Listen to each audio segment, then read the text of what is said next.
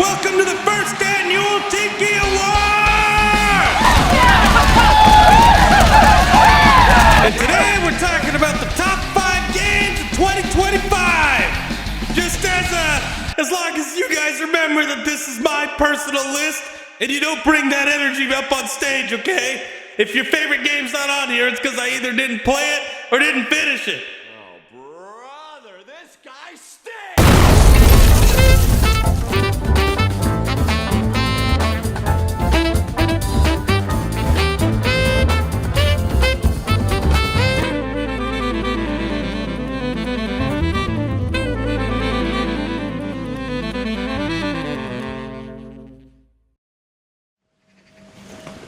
Okay, we'll give you lemons if you give us the olive.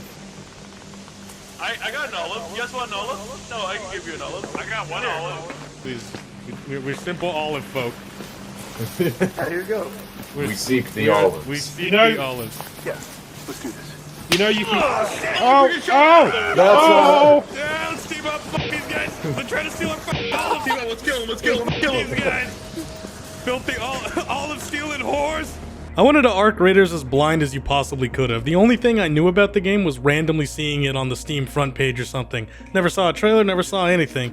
When I finally did play it, it was because Mo bought it for me and thought I'd enjoy it, and well, he was correct. And what's crazy is that I don't even like extraction shooters. The only one that I like, if you can even call it that, is Hunt Showdown. But Arc Raiders is just so charming with its simplicity that I just couldn't help but fall in love with it the second I started playing it. It helps that it's a lot easier to get into compared to other extraction shooters, with every weapon class only having one type of ammo, only 3 types of shields, and only having to manage shields, health, and stamina, which made it a lot easier to understand and get into compared to something like Tarkov.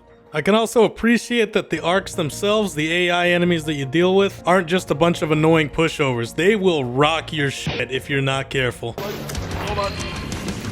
Oh no! Oh no! Holy shit! Holy shit! There's Arc Raiders dying behind us. There's people dying behind us as well. Look out!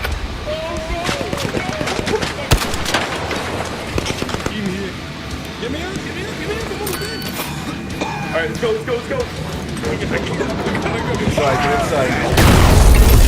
I always have a lot of fun when I'm fighting the arcs, but if there's one thing about this game that definitely stands out, it's the community. Now, while I understand that the game is definitely a lot more hostile than it was when it first came out, having those moments of just randomly teaming up with somebody, whether it be because neither of you are looking for a fight, or you're fighting and then you run into something much nastier and then you team up to get out of there. Just the whole idea of fragile alliances and not knowing if your new friend's just gonna blow your head off the second you get to the extract added such a nice layer of like uncertainty to the game that really broke up the gameplay, kept it from getting repetitive. And to top everything off, I absolutely love the development team. For example, people complained that the items in the store were way too expensive, which they honestly were. It was like $30 for an outfit sometimes. The developers heard this and then they decided to lower the prices and refund the difference back to anybody that actually bought them prior to this change, which, dude, EA and Activision would never do that in a million years. And although it's got a couple of flaws, it's got a $40 price tag and a dedicated development team that seems to be on top of everything, which all makes it really easy to recommend to just about anybody who likes multiplayer games. That is until the servers start having a goddamn heart attack. I'm lagging? What the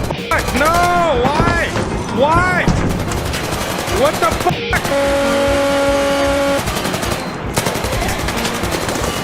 What the fuck is going on?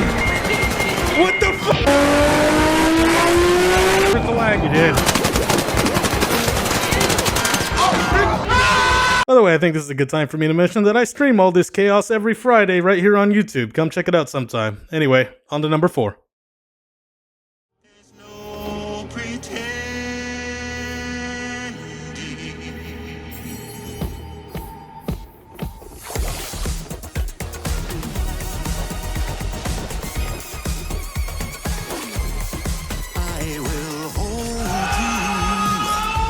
bet a lot of you are surprised to see this one here. The first Death Stranding was definitely a niche and flawed game. I still enjoyed it, but it was definitely not a game I'd exactly call amazing and definitely wouldn't recommend to everyone. It had a lot of issues with pacing, traversal, and just a lot of annoying little things that would get me to sigh in annoyance out loud. I still liked it, but I wouldn't say it was necessarily worthy of a second playthrough in my opinion. So when I went into the second game, I had some pretty modest expectations, but now that I've played it, all I gotta say is Goddamn. Death Stranding 2 is probably the best sequel I've ever played. Every single issue I had with the first game is gone. It's as if they took the best aspects of the first Death Stranding and Metal Gear Solid 5 and mixed them together. It is just so damn fun and really, really addicting. The amount of times I was delivering a huge package and was telling myself, when I deliver it, I'll get off the game for the day, only to get there and have another thing to do and just think to myself, you know what? Let's just do one more. The pacing in this game is excellent, as well as the improvements to traversal, physics, and all these little nuanced quality of life improvements that they made all throughout the game. And honestly, I have a very hard time explaining or even describing this game or why I like it or why it's so much fun. Maybe it's this cool coffin board. Maybe it's the big badass boss fights. Maybe it's the fact that you can capture all these bosses like Pokemon and use them to fight other bosses, which then creates this Godzilla kaiju battle. Maybe it's the pizza dough acrobatic karate that lets you fold people like you're some very pissed off Italian chef. Or maybe it's just the fact that this is the most Kojima game that Kojima has ever Kojima'd. This game is absolutely absurd in all the right ways, yet it still manages to have a very good story with deep moments where the game explores human connection, empathy, and finding light in the darkness. Every character in this game, regardless of how big of a role they play, is just super cool and interesting. They all have their own unique motivations, personalities, and qualities, and they all fit very nicely into this bleak world. Some standouts being Dollman, Higgs, and the world's most badass pizza chef. And while the game may not have the greatest story ever told, it was definitely one of the most enjoyable games I've ever got the pleasure of experiencing. And my god, the finale of this game is some straight up Avengers Endgame level shit, man. It is the most stupid and insane thing I have ever seen, and it would just had a huge smile across my face the entire time. It was so hype. It was so dumb, and it was so Kojima. I loved it. For my closing statement on Death Stranding 2, I gotta say, if you even sort of liked the first game, you will absolutely love this game. It is just fantastic, and I would recommend it to anyone who loves Hideo Kojima games, and honestly, anyone that likes games in general. It really was that good. Hats off to you, Kojima.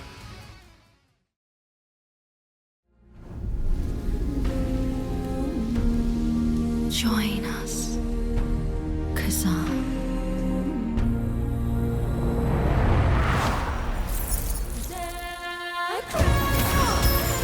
Reese, stop!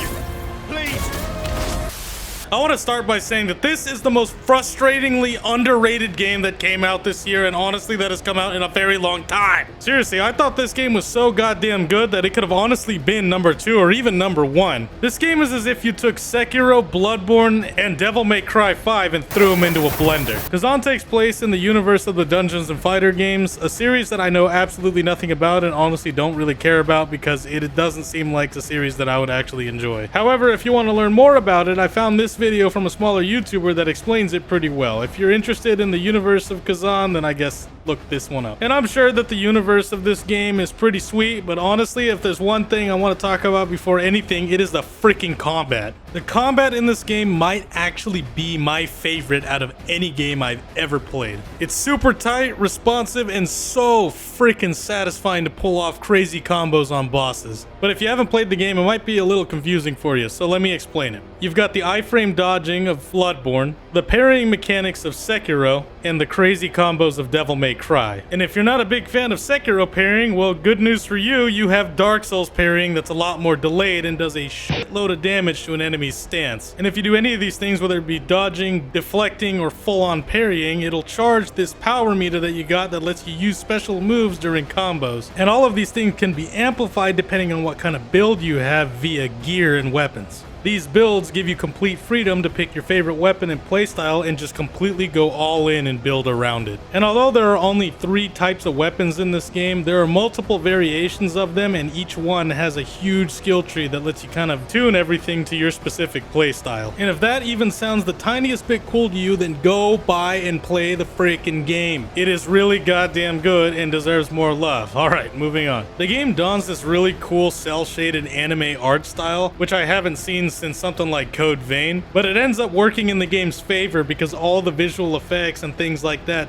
pop out really nicely, and it's really pleasing to the eye. The character designs all look great, as well as all the different armor designs, armor sets, and all that. And these bosses, holy shit, these bosses.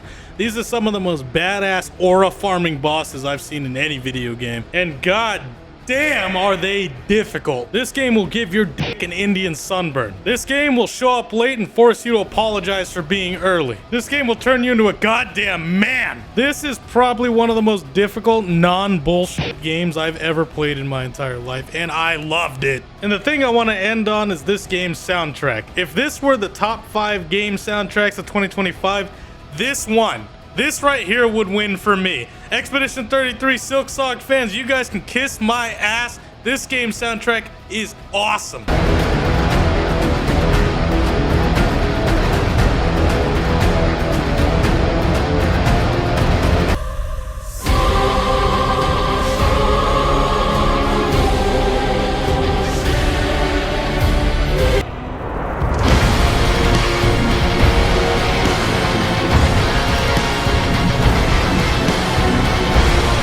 Me being a metal fan, having a Souls-like game have metal in it is just a dream come true. I couldn't ask for anything better than this. These guys should make a Brutal Legend remake. Dude, if they actually did that, I would blow my freaking load through the ceiling. But anyway, Kazan is definitely the most underrated game that came out in 2025. If it even looks somewhat interesting to you, definitely play it. I highly recommend it. Anyway, moving on to number 2.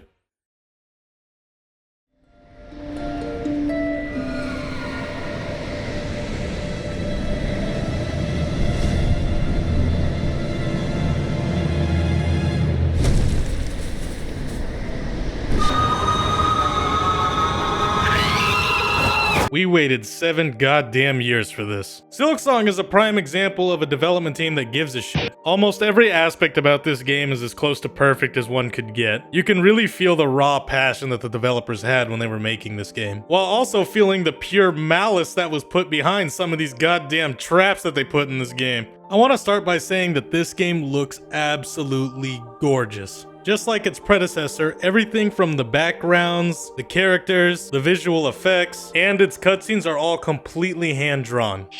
The movement, the platforming, the combat, all of it felt extremely responsive and precise. The game just flows extremely smoothly. A moment where it really stood out to me just how good this game feels to play was when I was fighting the first sinner. And while nearly every aspect of this game is fantastic, if there is one thing that is a bit iffy at times, that would be the level design. I think we all know what I'm referring to. Goddamn bile water. Also, some of the runbacks in this game are kind of tedious. Also, some of these enemies and some of the boss's contact damage has no business doing 2 massive damage. It gets really annoying sometimes when I'm on my way back and I lose 2 masks. I just get a big old frown on my face on my way to the boss. However, if there was one thing that definitely helped soften the blow of these runbacks, it was the banger soundtrack.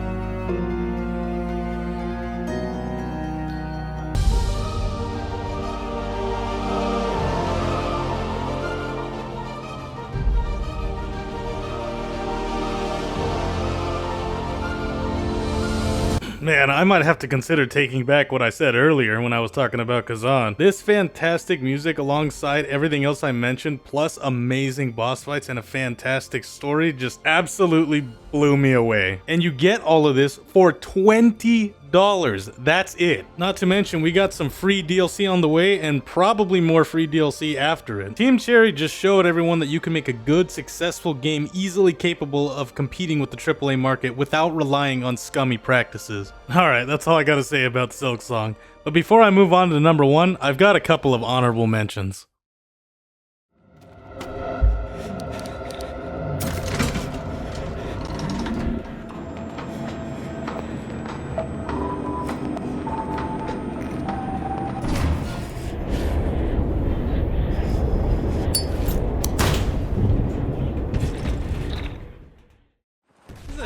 Storm! I got you! Oh! Lord, help me get one more! Lord, help me get one more! Get your ass up, motherfucker!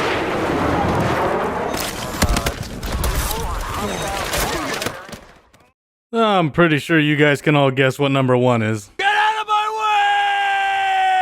way! Jeez.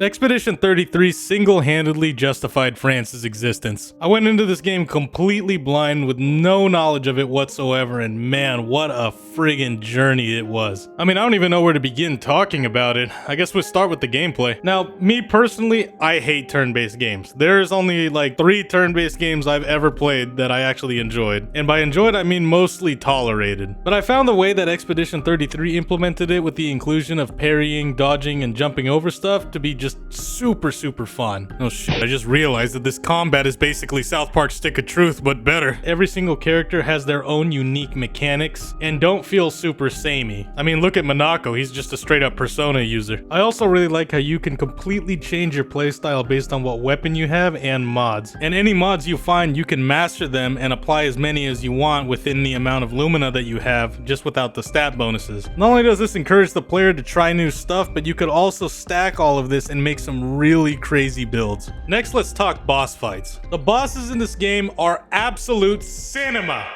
Oh well. She's doing what? What the fuck? How do we beat that? And not only are these bosses insane, but they come with some equally insane music to accompany them. I mean, hell, just take a listen to this optional open world boss.